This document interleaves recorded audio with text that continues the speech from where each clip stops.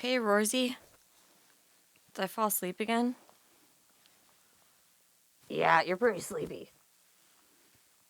Man, I've been burning the candles at both ends, man. I know.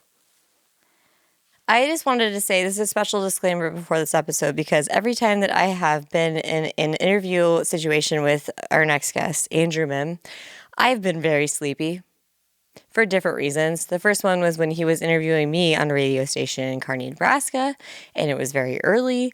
According to my standards, most people are like awake and like getting coffee at scooters, driving to their workplace. But I wake up later. It takes me a while to wake up. It takes me like at least 4 hours to be human in the morning. And he put up with me. And then his episode here with us, I was very tired because it was very late. And we were putting in a lot of hours trying to get the show off the ground. So I wanted to just say thank you for interviewing yourself, Andrew MIHM. I can't wait for you to interview me too. Also, Rosie has something to say. Hey, weirdos. Welcome to Everyone's Weird and So Is Arlo. We're recording this out of Minneapolis, but our guests are located all across the world, and Ronan is across the Atlantic in Galway, Ireland. Because of that and the nature of technology, there are going to be occasional issues with audio or video quality, things that don't get picked up,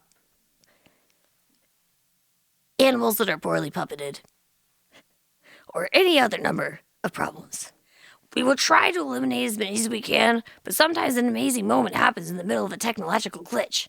We want to make sure those moments make it out to the world. So please, would you please, just look at me. Just please forgive any audio, visual, or other technological related problems, because we want to show people how they are. The same philosophy applies to how we want to present the show, I guess. I don't know. I'm just reading off a teleprompter right now. But everyone's weird, and so are you, and so is this podcast, but mostly Arlo. She's the weirdest princess in the whole entire world. I love her. I miss her. I can't wait to snuggle her. And neither can her mom. And so are you. One day, my daughter said to me, "I can't stay quiet. My mouth wants to talk." And I couldn't wait to hear what came out of it next. We don't spend enough time telling stories or listening to those of the people who shape the world we live in. Here are real stories of the eclectic cast of characters I've collected in my menagerie of weirdos. They're brave just like you, and they deserve to be listened to. I'm Sam Jenny, and this is Everyone's Weird, and So Are You.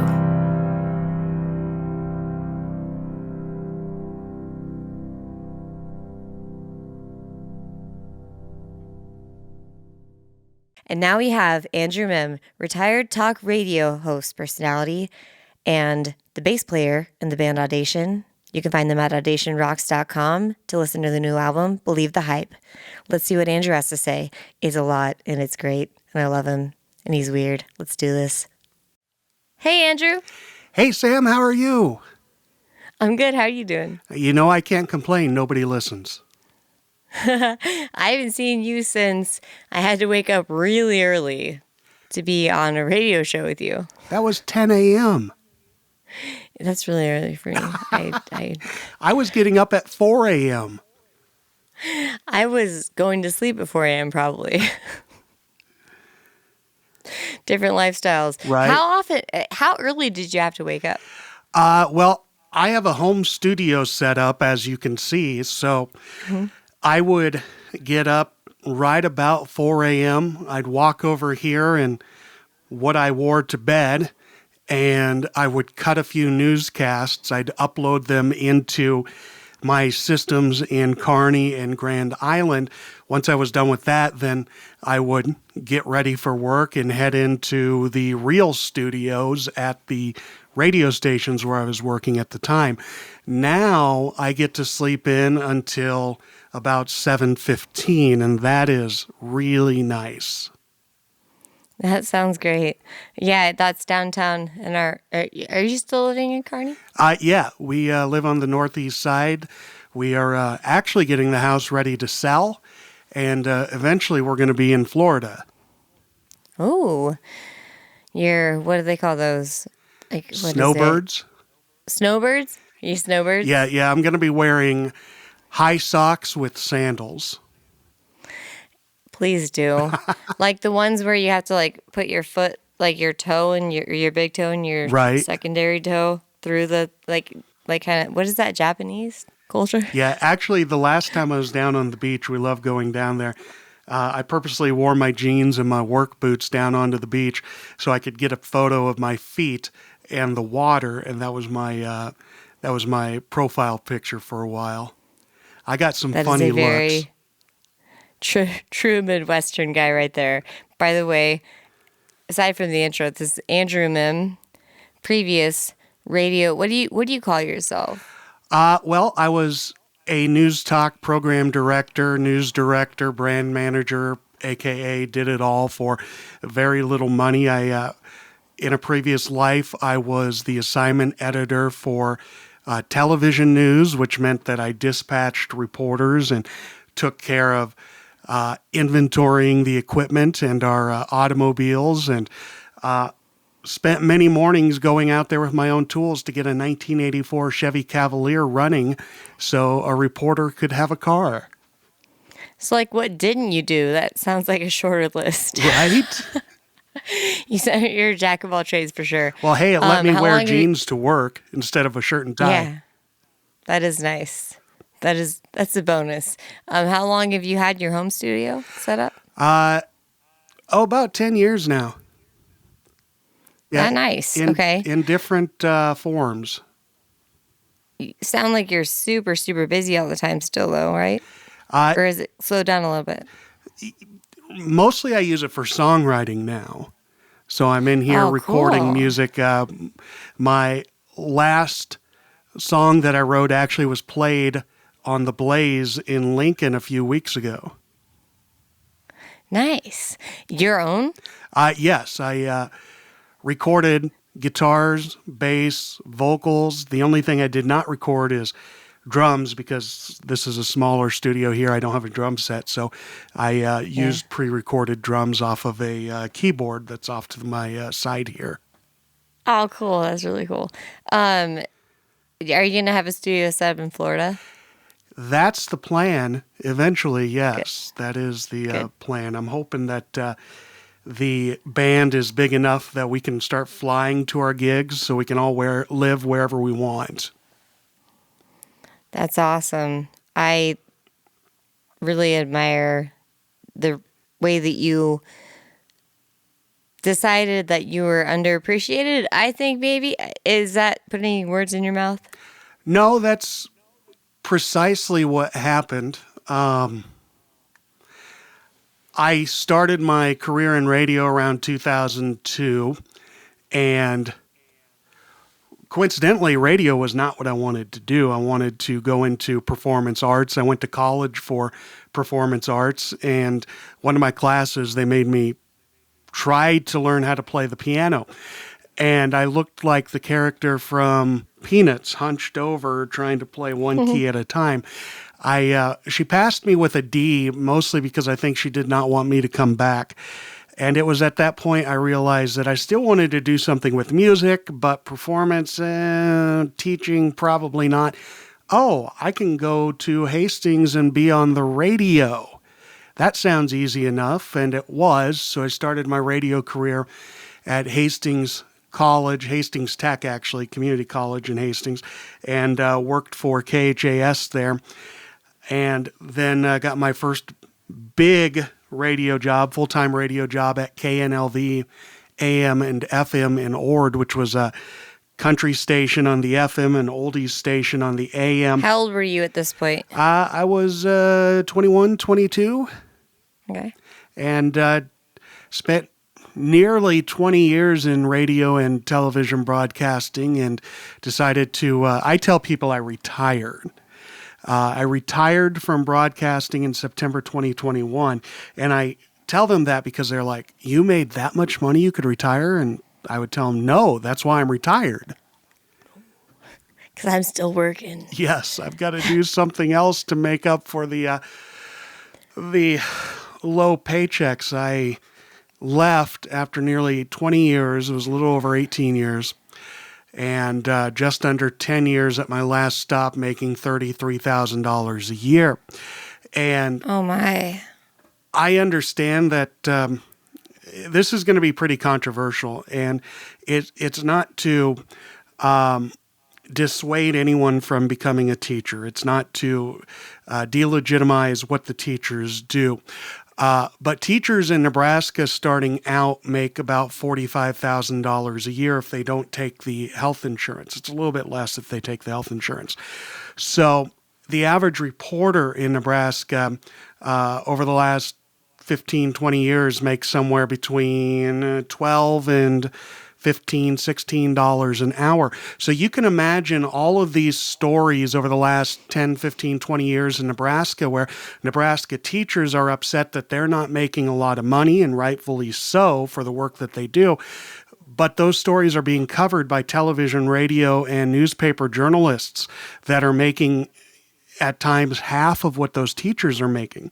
And the teachers are on a 9-month contract that's paid out over 12 months, but their contract is for 9 months. Those reporters have to work a full 12 months to get sometimes half of what those teachers are making. And of course, tenured teachers in Nebraska can make $65,000, $70,000 a year. And I know that there are a lot of professions out there that can make a lot more than the teachers, but what the teachers don't understand is there are a lot of professions that make a lot less than what they do also. So It's almost like charity work at that point in time. yeah, it's tough. And when I'd have these conversations with people, they would usually say, we need teachers. We don't need radio personalities. Well, one, I was a broadcast journalist. Teachers educate our children. Broadcast journalists educate the adults. Absolutely. So I decided that I was no longer going to subsidize a multi-billion-dollar broadcasting company. And it's not supplementing my income. Supplementing suggests that you're making an okay wage and you're doing, some extra side jobs because you want to do something special with that money.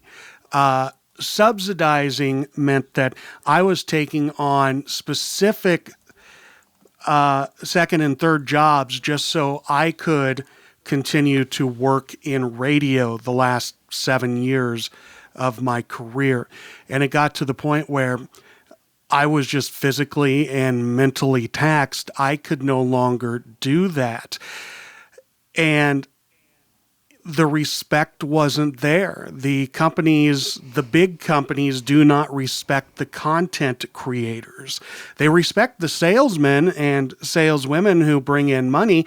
They have this false sense that they sell advertising, and they don't. They sell the audience that the content creators have cultivated and grown. They sell the content creators. That's who they sell. The advertising. The personality. Yeah, the advertising is just the vehicle used. And with these big media companies, they employ salespeople at the top, unlike your manufacturing companies that employ manufacturing people at the top because they know they have to produce a product to sell, right?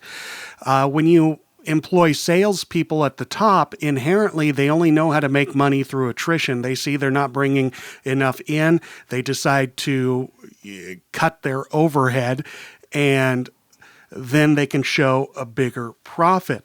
Versus manufacturing, cut their legs off. If they're not making money, then yes, you look for some cost-saving measures, but you look to improve the product.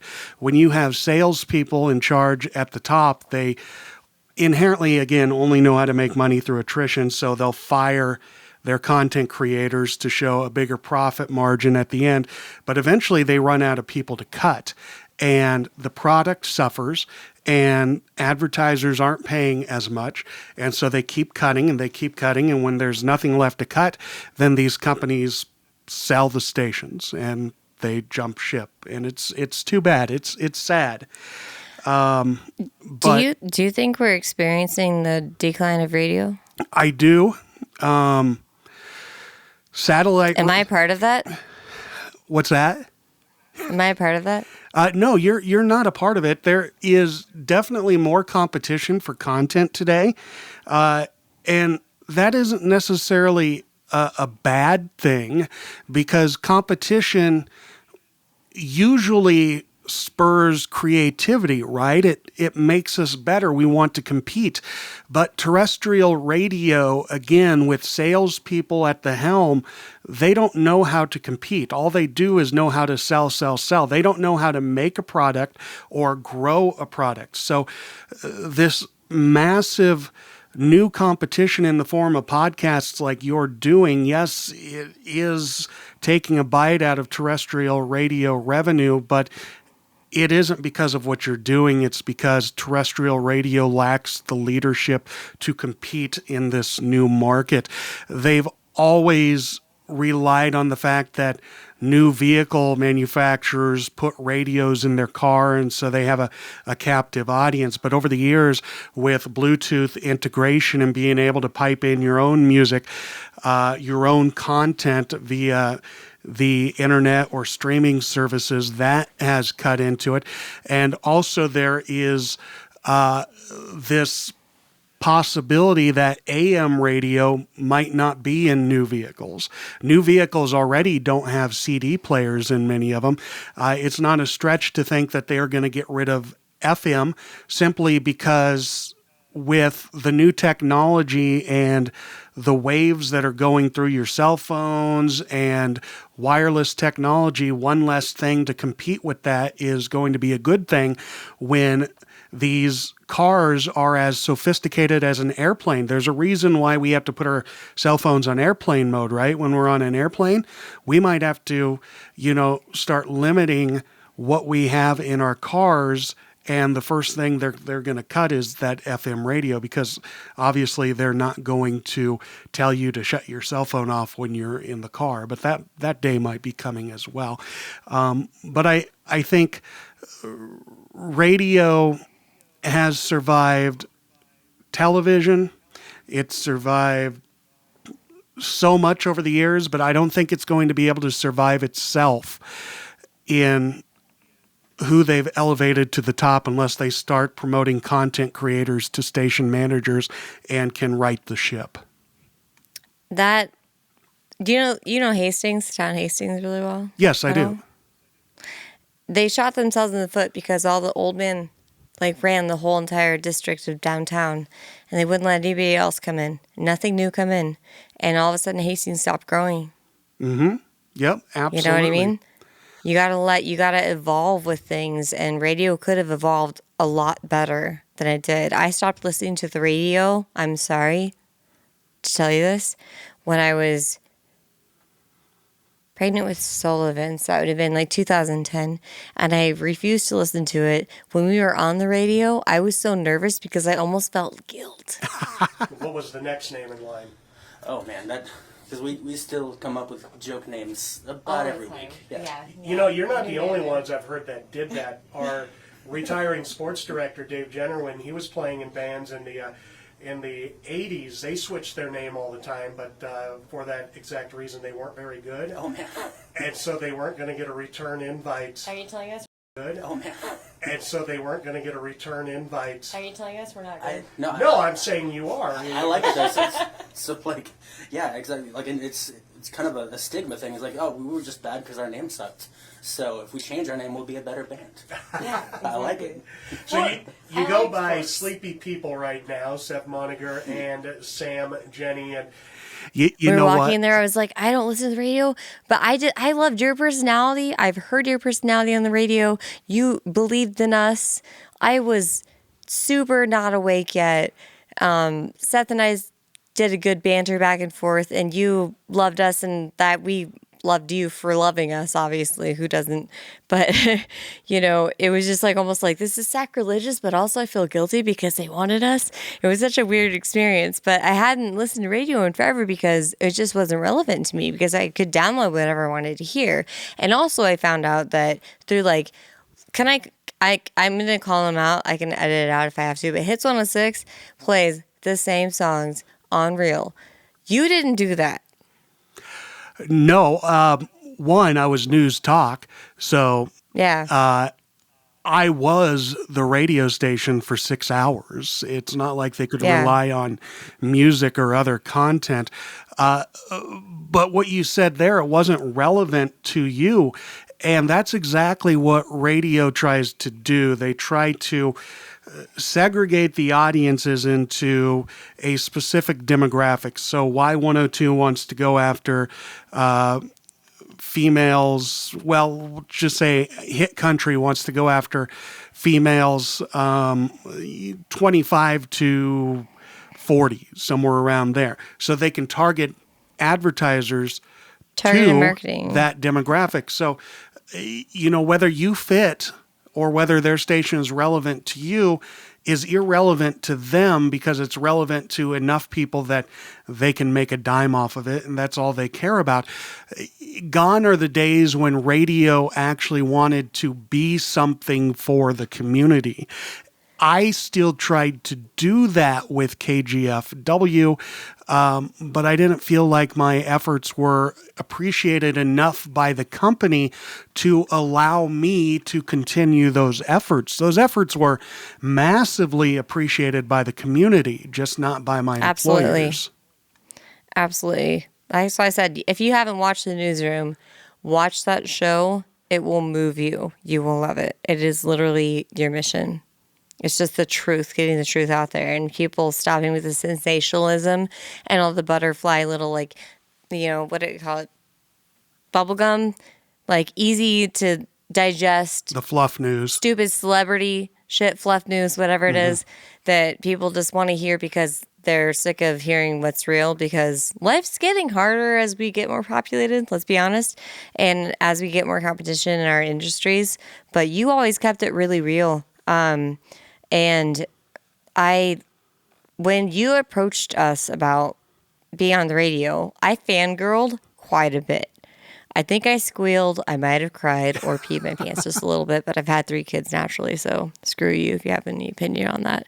But I just like, he wants to on the show because he is so intelligent. He's got, it felt really cool to have you recognize who we were, and you really did. You specifically recognized who we were as a duo. Yeah, you guys and were... you picked out our favorite song, our best song.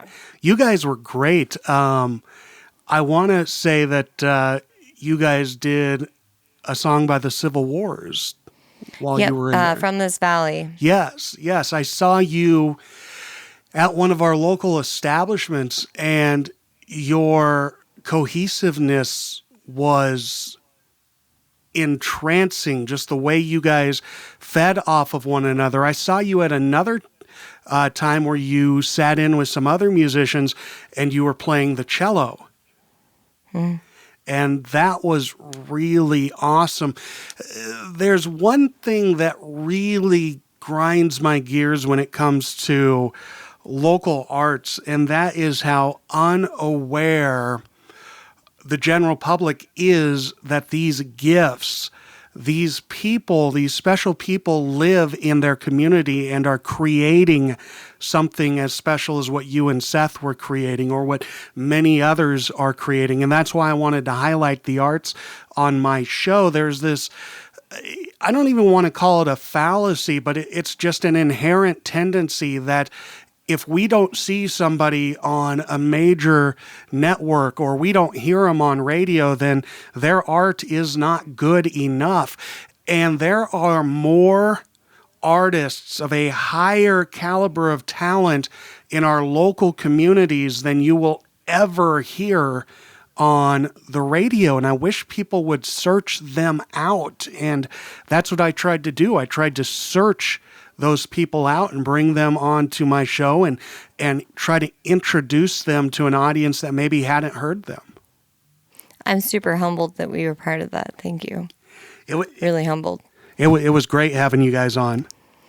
I'm sorry that I was so tired, but I still had so much fun with you. You're so easy. You're such a great host. You were such a gracious, great. I don't know. You're just graceful on air.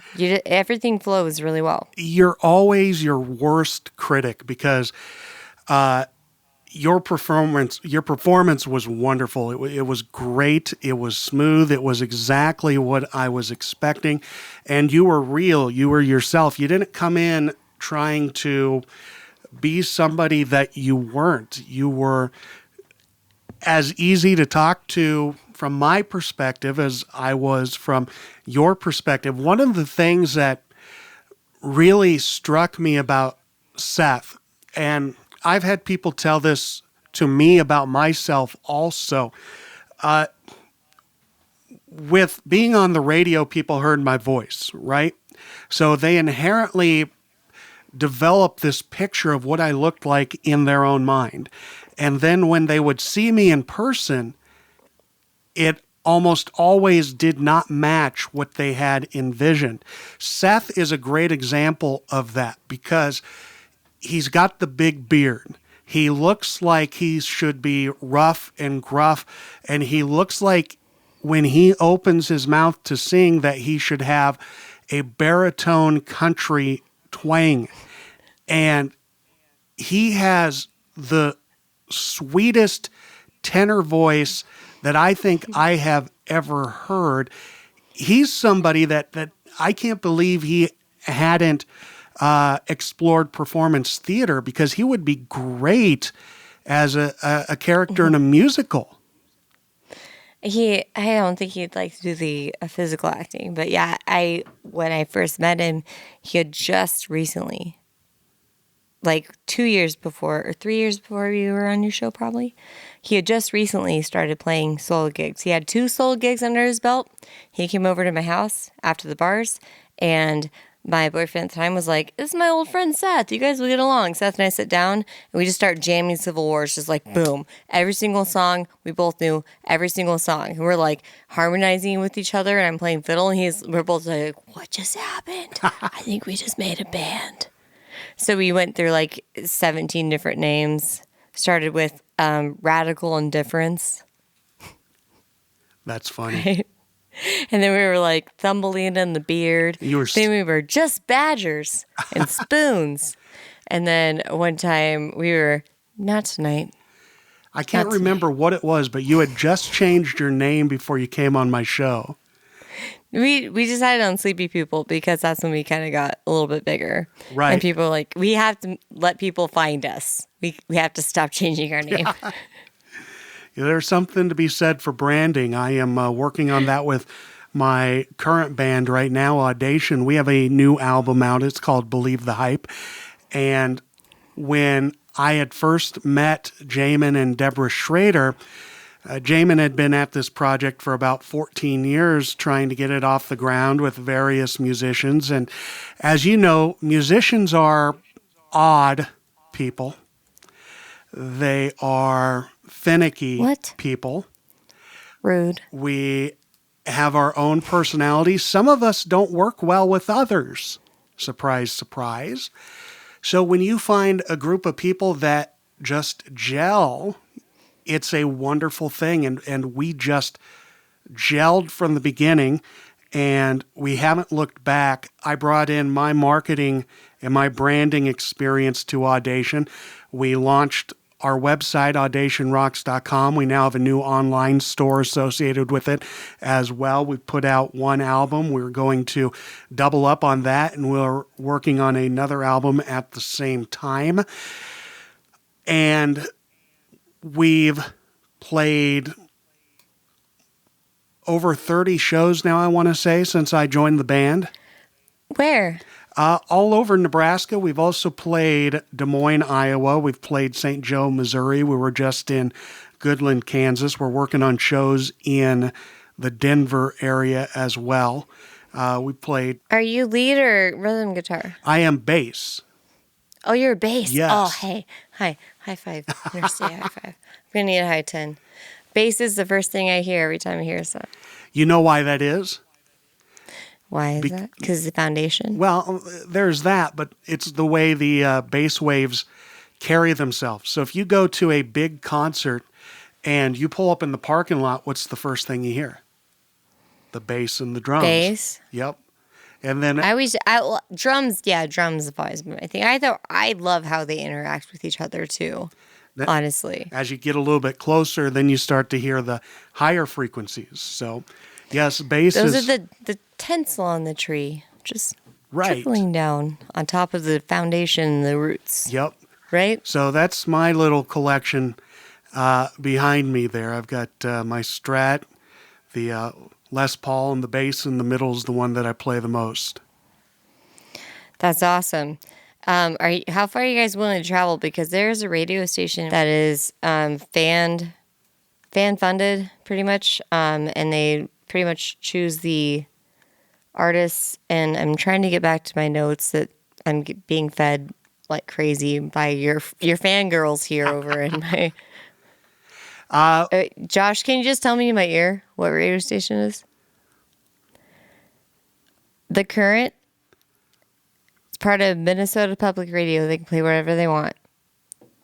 So if you wanted a bigger audience in the Midwest, I mean, that's pretty much branching out pretty far from where you are. But still, Yeah, you don't have I to, go here every 2 weeks, so it's not that far. Yeah, you'll have to send it but- to me. I'll check it out. Yeah, I will definitely. It'd be cool. You said Audation's the name of the band, right? Yep, Audation, Audation, and our website is audationrocks.com. The current album is Believe the Hype. Actually, if, fingers crossed, our plans work out next year, we would love to be on the road, traveling and We could making get you music there. for a living. That's awesome. That's the dream, isn't it? The dream. Oh, that's absolutely the dream. You know, my kids are almost all out of the house. It'll just be my wife and I, and we could go wherever we want. We've had our songs played continuously on Lincoln Radio on the Blaze, and just a couple weeks ago, an online station in Florida picked up one of our songs, and just trying to slowly let people know about our music. You know, everybody who hears us, sees us, or hears our music connects with one of the songs, at least one of the songs. That's great. How's that feel? It feels great. We have a message that we think people want to hear. Many of our songs deal with growing up or loss, grief, reinventing yourself, mental health, suicide. It's a message that is sometimes uncomfortable to talk about, but when you can put it into a song and we talk about it on stage, almost always somebody comes up during a break or after the show and they tell us their story. And it helps to tell them that it's okay to talk about it. Because if we don't talk about it, then it gets bottled up, and inherently we can only put so much in before it comes out in the wrong way. Yeah. I just have to say one thing for you. So I'm here with my social media manager and my producer. They're kind of feeding me, like, they're so fascinated by you. They're like bombarding me with questions to ask you. But every single time they send me a question, you are already answering it. Because you're that great of a host. You already have like jumped on top of that subject and covered it in a way that was eloquent, and it wasn't tangential. It was just really, I guess, pointed, and as much as you can say, that means as much as you can say, and as little you can say it. I don't really know what would that be? What's the word for that? You know, would know. My mind works in a different way than Mysterious way. other people, I've found out. And I thought that this was just concise. normal. And I've always known that, You're not normal. You're very weird. yes, which is why this is a great podcast. So I tried to explain this to my wife recently, and she said, "Don't ever tell this to anybody." And I'm going to tell it to everybody, I guess, here. So some people have a narrator in their mind and other people don't. I don't know if you have a narrator in your mind.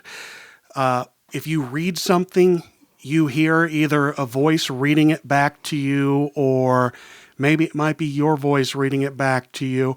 Or if you look at something, like I'm looking at a green wall in front of me, I don't just know that it's a green wall. In my mind, the narrator is telling me green wall. In my mind, the narrator... In a different voice than yours? No, it's my voice. So I have a narrator in my mind. A lot of people have a narrator in their mind. I guess many more people don't have a narrator in their mind. And to me, that's foreign. Here's what my wife told me never to tell anybody. I have two. What's the other one like? It's me, but it's a call and response. So as you mentioned, I'm answering questions before you can ask them of me. It's because in my mind, I've got one narrator talking and the other one is answering. And at the same time, my mouth is speaking, which is what made me great on News Talk Radio, because I could have a conversation with myself and let people in on it and let people hear what both of my voices were thinking at the same time in real time. I could play devil's advocate with myself. Oh my gosh, that's fascinating. It's weird, isn't it? No, it's like reading ahead in a symphony, but it's not even that. It's more than that. Do you think you might be schizophrenic, like at all? What? Schizophrenic. I don't think so.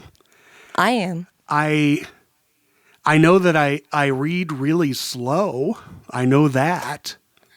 I read really fast, but every time I walk by white noise, I hear a symphony that I'm composing in my brain. That also drives my wife nuts, because she'll be like, "Are you done reading it?" No, I haven't gotten through because I read at the same pace that I talk. And you probably hate hearing things while you're reading, right? I do, yes. Unless it's myself in that second voice. Or my own voice speaking, because I've gotten to a point where, you're reading script, right? So you've got to read it at the same pace that you're speaking so you don't get too far ahead or too far behind. My producer says he's exactly the same way. Yeah, it's a learned skill. Is it a skill or is it just a gift? I think it's a skill. I don't think it's something that I sought out to do or to accomplish. I think it just happened. Then it's a gift. And I think that it contributed to the call and response in my head, because when you're reading a script, you have it in front of you, right? But when you're talking off the cuff like we are right now, I don't have a script in front of me, but I can still see that ticker in my mind, which allows me to talk. Yeah. I'm weird. You have a speech metronome in your mind, really? I do. I wish I had one of those. Can I borrow yours sometime? It's like the ticker that goes across the bottom of the TV. Just keeps you in line, keeps you in check, keeps you going. But it can also be distracting, you know what I mean? Yeah, you can't. Well, it's not it's distracting from your reality, but it's not distracting from your focus. Right. So somebody could be talking to me and I might be listening to myself in my own head. And they'll ask me if I heard what they said. I'm like, no. I know. I'm always like, if I'm typing or looking at something, don't even talk to me, because I'm going to be an asshole. When you're like, do you even hear me? I'm like, no, leave me alone. I have to focus on this one thing. But no, I feel like creative minds have a very different, comprehensive experience of humanity, like the human condition. They do, because I don't know, I don't remember which side it is, if creative is right-brained or left-brained, but I'm somewhat both-brained, which gets me in trouble with musicians who are highly creative, because I want to talk about business, and then gets me in trouble with the highly business-minded because I want to talk about creative ways to do things. Yeah, you walk the line, man. You absolutely do. I'm going to have to look up more Audition stuff. I know I watched a couple of live videos you posted a while back, but I was like, is that Andrew? Oh my gosh, they're so good. It was so good. It was so cohesive and it sounded really polished. Yeah, that's 14 years of working at this for our frontman, Jamin Schrader, and then I jumped in, and I guess I was good enough to pick it up as we went, and his songwriting is so intrinsic and complete that it blows me away how he can put together something so clear and concise.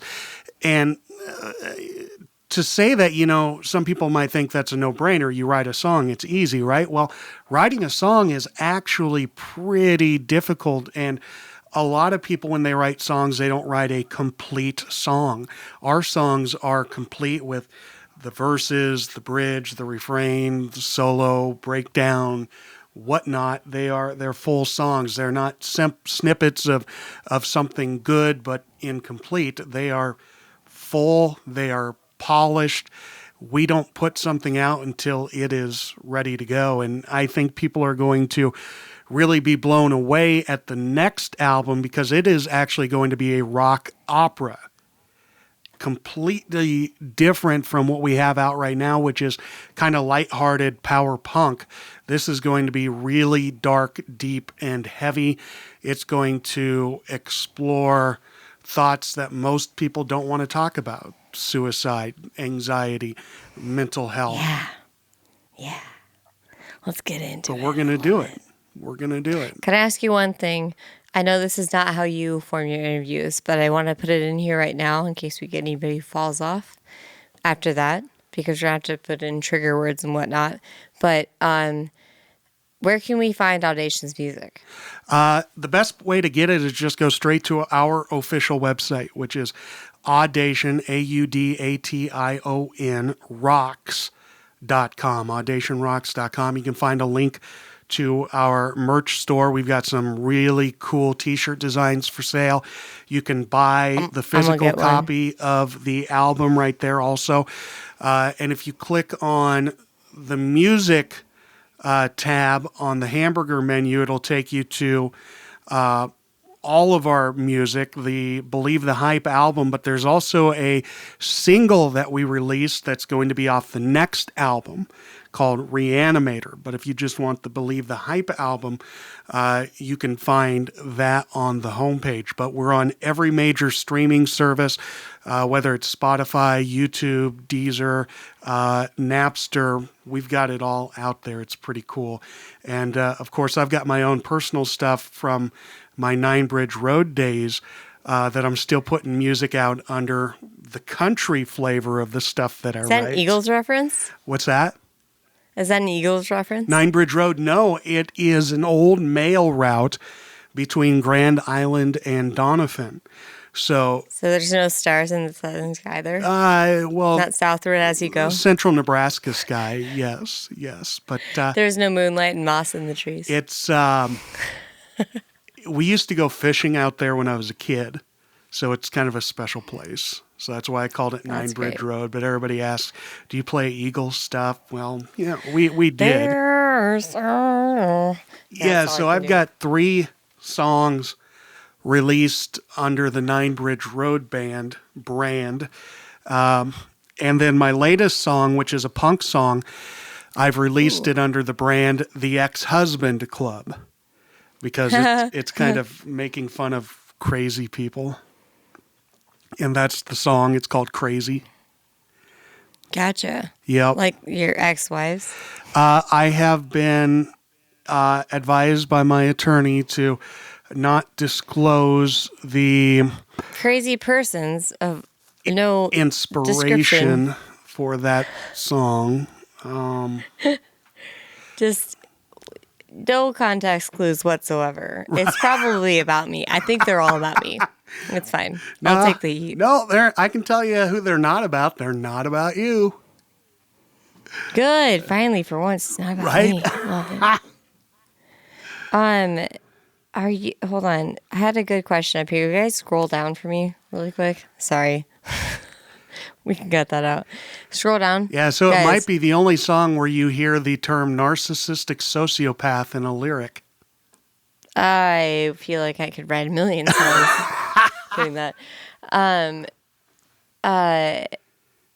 Okay. Now. Oh yeah. Ooh. I have a good question. Okay. What is your anthem? What song defines your life, you as a person? Do you have one? Do you have 5? Do you have 3? I will limit you to 5, but give me the songs. That describe me as a person. You, your journey, your feelings, your thoughts, your aspirations, your dreams, everything. 5 songs or less. I would say I wrote this and I did not intend it to be an anthem, but I think it describes a lot of things about myself and a lot of things about other people, which is why it's so relatable. It's a song called Pockets. It is the second track on our Believe the Hype album. And, it talks about fear. It talks about anxiety. It talks about inadequacy. It talks about, getting in trouble throughout this really, really, really concise idea about growing up and navigating high school, right? So the first lyric is about anxiety over asking somebody out. You see them down the hallway. Do I have it in me? Is she going to say yes, or is he going to say yes? The second lyric is about coming up short, forgetting your homework. The teacher is upset with you. The third lyric is about getting in trouble with the cops. These are all things that I think a lot of people can relate to. And the message behind the song, though, is don't let these things stop you. Don't wait around with your hands in your pockets. Seize the opportunity.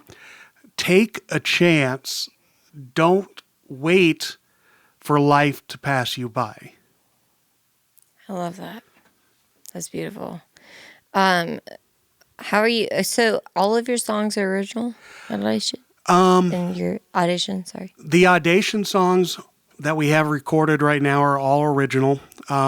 We've worked with, or Jamin has worked with various songwriters over the years. And there is some other influence on the tracks. Those songwriters have been acknowledged, which is really, really great when you can put out an album and somebody can see their name associated with that, even though they might not have played with the band. There are a lot of songwriters out there that you don't realize that, you think George Strait wrote it. No, George Strait didn't write it. It was somebody else. That's segued perfectly into my next question, if you don't mind. Sure. How do you feel about these artists? These you walk into Forever 21 and you're like, what is this just endless, almost what is that? Zydeco, just monotonous, pop, dance, whatever, electric, whatever you want to call it. Who are these people performing this? And they're not writing it, obviously. How much respect do you have for that music? Well, here's something that a lot of people I don't think realized. I don't think Elvis wrote any of his own music, but he was somebody who could pick a great song. And if he recorded your song, he required that he received 50% songwriting credit. Would any of these songs have seen the light of day if it weren't for Elvis putting his voice to them? So I think there is something to be said for a songwriter and a recording artist But what about when it's relationship. auto-tuned? What is it like, oh, that disco pop dance stuff? You know what I mean? It has its place. It has its place. At Forever 21 when you're shopping? We did a 13-year-old? I don't think I've ever been in a Forever 21. You are Forever 21 I think in my mind. I've been in a Gadzooks. Oh, I forgot about that place. That existed, didn't it? I bought a pair of vinyl pants, and then I went into the bathroom at the mall in Grand Island, put them on, and I came back, and every step I took, they squeaked. That's great. There's a picture somewhere. So you obviously know how to set up a studio, everything like that. Yes. And we're talking about electronic music. Do you feel ever a little bit of anxiety, like I do, about people not truly learning and mastering instruments anymore? No, because I'm self-taught with everything. Other than voice, I had voice lessons throughout high school. I went to college on a vocal scholarship.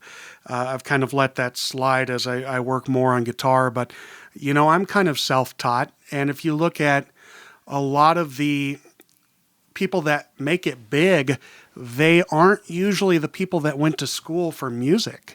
So you can be as talented as the most talented musician on earth and not make it. And you can be as untalented as X Pop Goes the Weasel gets on the radio tomorrow, who was on TikTok, but somebody noticed and they have a one-hit wonder. You can work your butt off trying to make a hit, and I don't think that's the way to do it. It's luck. There is a lot of luck that goes into this business. You can be good, but it's better to be lucky than it is to be good, in my opinion. Amen to that. Artistry is magic. It is. We get lucky sometimes, but we don't stop making it because we are born to do so. And it's a that's why we're called torture artists, because we're just like, we're doing this, and why? Why are we doing this still? Because we have to. This is where I'll give the sales reps props. And I don't think the sales reps should be the driving force behind things, but it does take somebody with a marketing acumen to be able to recognize something that is marketable and be able to take them from the recesses of their mom's basement or their closet recording studio and take them to the next level. Mm-hmm. And if you can get hooked up with somebody who recognizes your talent and they have a vehicle to get you from your current position to where you want to be next, there is some magic in that. So just like what you're doing here with your podcast, you're on screen, but on the other side of that computer is a producer that recognized something in you and said, let's do something cool with this. Yeah, I'm paying him in exposures. I owe him 1,800 exposures a month, and I'm pretty sure we surpassed that already, so it should be fine. Yeah, that doesn't... You get it. Exposure doesn't work well with law enforcement. No. They tend to frown on that. Nice. Oh, boy. I wanted to talk about something that you told me, and I resonated with personally, really quick, if you don't mind.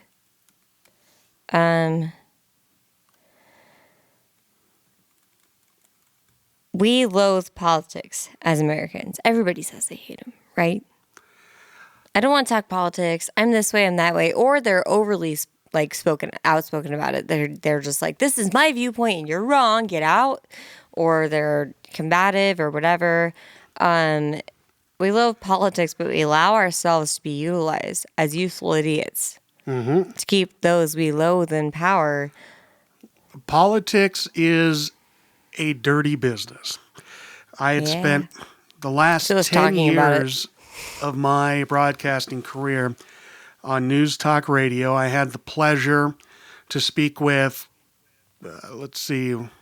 4 different governors of Nebraska: Ben Nelson, Mike Johans, Dave Heineman, and Pete Ricketts.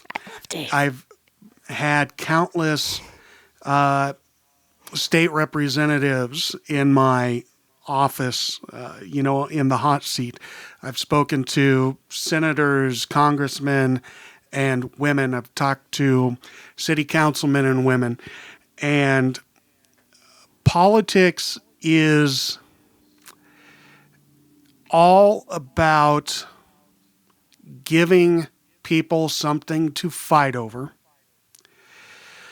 in order to collect their vote. And that is an oversimplification of what it is, but it's the absolute truth. It's manipulation through polarization. It absolutely is. And simplification. Lots of alliteration there. Yeah, absolutely. 100%. We like to speak out against our elected officials, right? We don't like what ex-politicians said or how they voted. 50% of the country hates this president. 50% of the country hated the last president. But we continue to vote for people that we hate. We continue to vote for people that half the country doesn't like. In whatever business could you run or push forward if half of your employees did not want to work for you? You couldn't do it. But despite the fact that we don't feel like we get the best candidates, we vote for them. The lesser of two evils, which is still evil. Allow ourselves to be useful idiots for people who want to stay in power and legitimately do nothing but push their own agenda forward. We live in a one-party state. We don't live in a two-party state. We're the only unicameral state. No, I'm not talking about Nebraska. I'm talking about the United States of America. We live in a one-party state. It's not Republicans and Democrats. It's two heads of the same snake. And they divide us so that way that snake can stay in power, because the libertarians aren't going to get enough votes if everybody's too busy fighting over the Republicans and the Democrats. And don't get me wrong, there are people that truly love this country and truly want to do what's best for this country. And I honestly believe that we have some of the best here in this state in who we've had with Ben Sass and Deb Fisher and Adrian Smith. And I can say that because these are not career politicians. Deb Fisher's a rancher. Adrian Smith is a small town boy. Ben Sass, he ran universities, but Ben Sass just proved that he's not a career politician because he just got sick of it and left. And I think he's down in Florida right now. And honestly, Ben Sass would make a wonderful president because he hates politics, but he's good at it. I hate politics too, but I was really, really good at discussing it. And I don't like discussing it. Can I tell you something? You might, I don't know. I don't know if it's going to comfort you or make you even more enraged about it. But as I've been interviewing people across the country, I actually made a map, and then I looked at their belief systems about politics, and I figured out their media manipulations, and pretty much I found out a connection to where everybody believes this in Southern California. And then we have a lot of apathetic states in the north. And then we've got a lot of really, really strong beliefs in the south that kind of like dissipate from the mid-south. I'm not going to say it's certain region because I don't want to rattle any feathers, but the mid-region of the south up, and then more apathy down where you're going, and then a little bit more, and a little bit more, it seems like the highest level of intelligence in the region, they don't really care about politics. But the people who are the most passionate about it are people with the lowest IQs. There was I don't want to say study. I read it somewhere. I can't tell you the source because I've been out of the business for almost 2 years now. But the gist of it was the higher your level of education, the more easily manipulated you are by politics, or the more likely you might be to acquiesce to bad policy because you think speaking out rules. against it would hurt your business. Whereas the lower your education, the less you have to lose by speaking out about your opinions. So the higher your education level, the worse voter you really are if you think about it that way. Yeah, you know more rules, you know how it works. And then lower, they think I can change things. And maybe they can. And they have the same, like, their opinion is no lesser than any of ours. Right. And their experience is no lesser than ours. But they don't understand the bureaucracy and the chain of, like, basically just the way that everything trickles down to fight for that. So that's why there's grassroots stuff. That's why there's, the spoiler alert, the union, strikes and stuff like that. That's coming up soon. Yep. People are going to be really mad about their Amazon orders. When I was on the air, I worked really, really hard to bring people the truth about any given topic or to bring people multiple opinions on any given topic. And I would get really frustrated with some of the ignorance that would call into my program, or I would learn on the street, and I would get a little bit angry because elections have consequences. And yeah, if you're walking down the street talking to your neighbor, you see a different America than what is portrayed in Washington, D.C., and that is 100% the truth. And the reason it's different is because they cannot manipulate your real life. But when you don't pay attention to what is going on, they are still manipulating your vote. And I would get upset. I would get disappointed over that, thinking, how can you take something that is so serious, your civic duty as voting, and make it so trivial that you're not going to pay attention, or you're just simply going to vote via a party line because you registered as an R or a D or an I. And it wasn't There's a new party in Nebraska. It wasn't until about 7 months after I'd been out of broadcasting and I realized that ignorance really is bliss. I am happier now that I'm not paying attention. But did you ever talk to Crystal Gable? I don't. Do you know there's a new party in Nebraska, right? The Green Party? Legal marijuana now. Yeah, their version of the Green Party, right? Yeah. Yeah. Yeah. Did you ever talk to her? I don't think that I did when I was on the air. I'm not sure if that was new yet. But going back to what you said about coming on to my radio program, not listening to radio, you kind of felt guilty. I kind of feel guilty now that I've been off the air and I've been happier, and I kind of feel like I'm not entitled to that happiness because there's still so much bad that is going on in politics, and I feel like somebody needs to be a watchdog, but, I come back to, nope, I'm just happy playing music here, screw it. No, you've done your service. You have. And you're not done yet. Does Audition have any political songs? No, we're as far away from politics as we can get. We are not Bruce Springsteen. We don't play Born in the USA. We're not John Mellencamp. We have an honest message And that is about personal experiences, things that we think people can relate to. Unifying message instead of a polarizing message. Yeah, well, our songs don't really necessarily bring people together. They're not kumbayas, but they are highlighting the dark side of the moon, so to speak, right?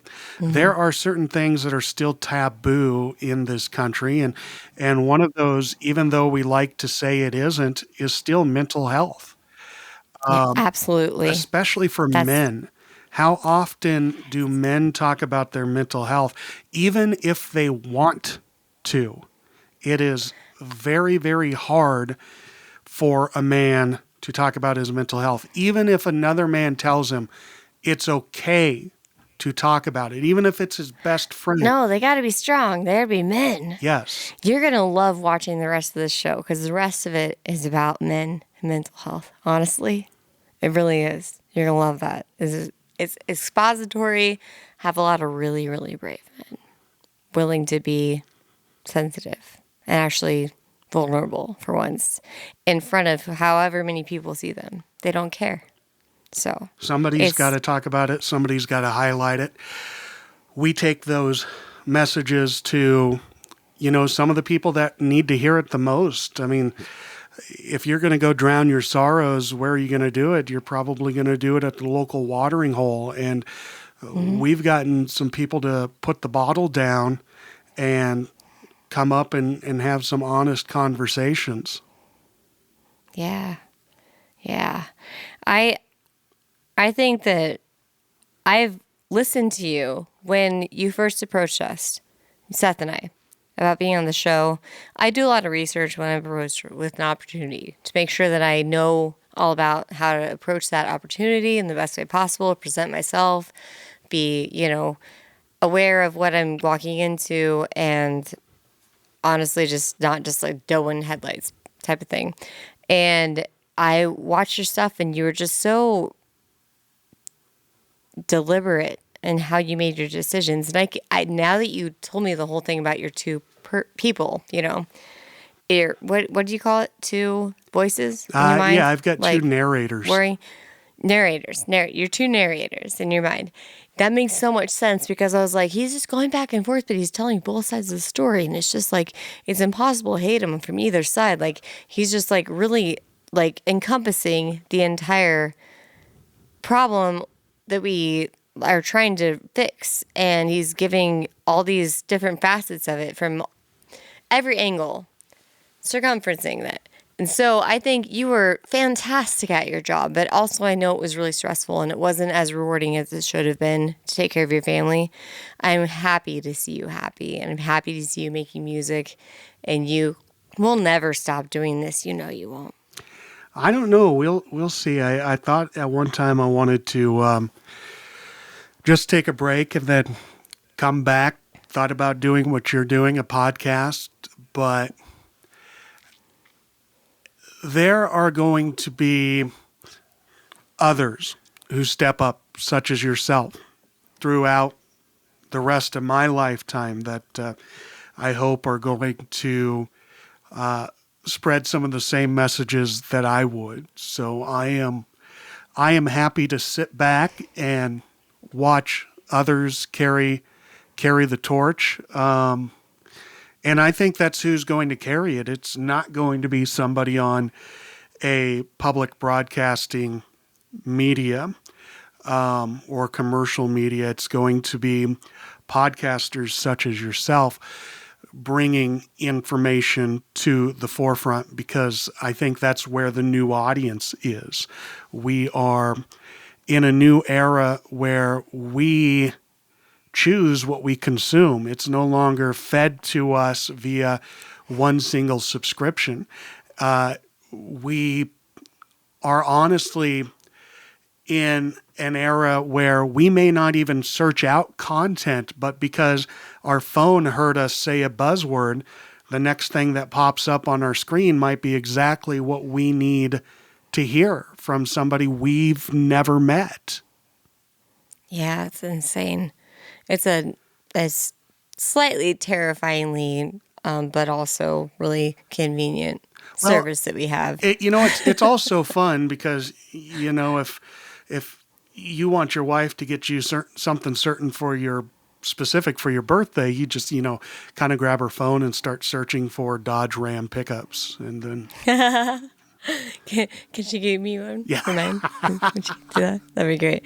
No, I'm just going to go ahead and say this really bluntly. But I was in jail. And when I was in jail, wrongfully so, I read a book. And the book was the only thing I could find that wasn't Danielle Steele or even more terrible. And it was a book about this girl who identified her life from the start to finish. It was very long, but she said when she first got television, that's how it started out. It was an Oprah book club thing. That's why I picked that one. I was like, at least this might be a little bit, educational, maybe. We'll see. And she said they had 4 channels. That's it. All 4 channels had 3 programs each that would cycle through. And this was not that long ago. There's lots of people living here today that still have had that experience. Now we have just media just like throwing itself in our face like constantly. And also we're not even seeing just media. We're seeing our friends and families' experiences and everything. And then I think it gets in the way of us actually seeking out the truth and seeking out real, human experiences and human connection. And then COVID happened. We stopped talking to each other like we are now. So I feel like I'm trying to bring back the art of conversation and the art of cognizance in reality of what's going on. Everything on the internet is true. Abe Lincoln said so. Yeah, because he fell from an apple tree or something Right. like that. We're in a new era. And we've got to police ourselves, I think. I mean, there is something to be said for being overstimulated with content. I certainly agree. Back to ignorance is bliss. I think that as adults, we like to say, let's limit our children's screen time. I think we need to do that ourselves also. Absolutely. And schedule playtime out in the backyard with our dogs. I haven't watched TV in 7 years, and it's been bliss. 7 years. Every time I see a commercial, I'm like, stop telling me what to buy. Every single time I'm in a doctor's office or whatever, I'm just like, stop it. Shh, I don't care. I don't want that. I want that. I will say that's one thing that I do miss is the commercials, as weird as that sounds, because I don't know what the new greatest thing is. Even being on the internet and doing the work that I do there, with our television, we can skip the commercials, right? So I don't know what the latest great podcast or a product rather is. I don't know what podcast wise is this one. Yeah, this is the best one out there, obviously. So it's kind of weird, and I don't listen to the radio that much at all. I never really did, even when I was on radio, because obviously I needed a break from radio. Mm-hmm. So when I was in my car, I was driving with the radio off, and I still do that most of the time now, or I listen to some channels on Sirius XM.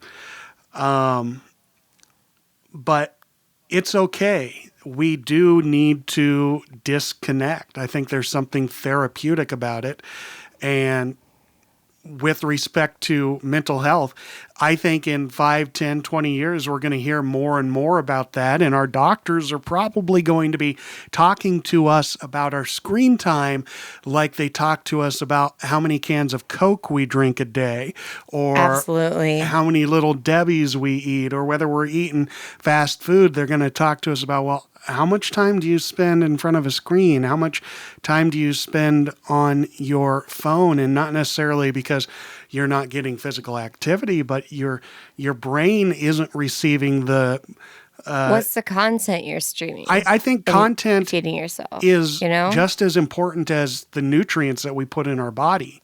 Absolutely. Because maybe more so. If you have a healthy diet, obviously your body is going to be healthier. If you have a healthier diet of content, I think mentally you're going to be happier as well. Yeah, absolutely. Completely agree with you on that. Shoot, I said again. I have a sign in front of me. It says, "Don't say Sam." My crutch no. was sure. I'm gonna. Okay, do you mind if I have you back sometime? No, to not at all. The show? Not at all. Because that'd be great. You're just a natural at this.